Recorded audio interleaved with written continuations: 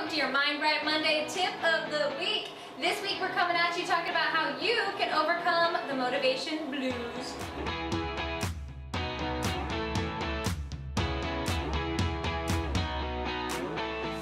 Hi guys, welcome back to another Mind Right Monday. I'm Bonnie Kelly, and this week we are here to answer some of your questions.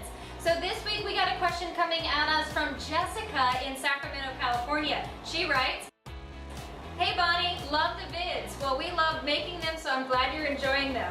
It says, "My question to you, what do you do when you are unmotivated or find yourself procrastinating? I've been struggling a lot with holding agreements and doing what I say I'm going to do. I get things done when I have to, but to do things before it seems stressful, before it becomes stressful is where I am struggling to become motivated enough to do so. Can you help?"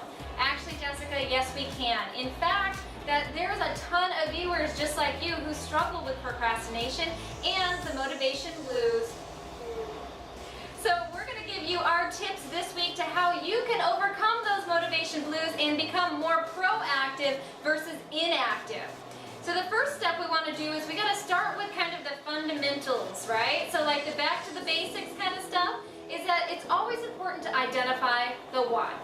That is the number one most important tip in personal development that you can have. In fact, it's what I always say, it's my favorite three-letter word, why. Why are you procrastinating? What are you afraid of? Are you afraid of the fear of rejection, that you can't do it, that you're not enough, or that you're incapable? So understanding the why is the first indicator to help us to start making change. Without knowing the why, you're going to keep going back to this over and over again and not get the movement that you want. So it's going to be an ongoing struggle. But once we can identify the why and challenge the why and change the why, then you are much more in a position of power to not have to repeat this struggle over and over again. So that's going to lead me to the first tip of the week. The first tip of the week is to take action. That's right, to actually make movement.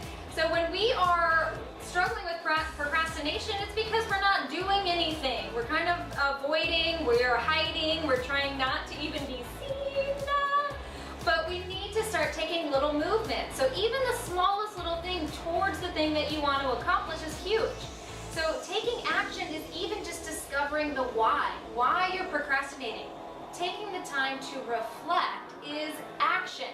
So you need to find some movement to either removing the block or moving through the block, and only you can determine what that is. Now, like I actually like what Henry Ford always says, and here's a quote for you, is whether you think you can or you can't, either way you're right. So really get yourself in the mindset that you can do this, is that's going to help align with you taking more action. Because remember, your thoughts directly influence your behavior. So if your mind's not in the right place, and you don't know why it's not in the right place, you are going to continue to get stuck. So make sure you are discovering the why and changing the thought to be in alignment with moving and taking action. So that's my very first tip. So the next one, are you ready for tip number 2? Here it is. Tip number 2 is to break it down, girl. Wait, Bonnie, not that kind of break it down. What? I love breaking it down. Well, but you're probably right, Cassie, is that breaking it down is not necessarily about dancing. Even though I do say that dancing helps everything, we really do want you to break down your goals, or what it is that you need to accomplish. One of the biggest reasons why we procrastinate is because we feel so overwhelmed with looking at this massive project. It's this thing that we want to accomplish, and it's so big, or it's so much bigger than we are, and we don't even know where to start. And so often we are looking at this big project. I always say it's kind of like looking at a big pizza and saying that I got to eat this whole pizza, but you don't know where to start. So what do? Is that we cut it into slices, and we eat one slice at a time.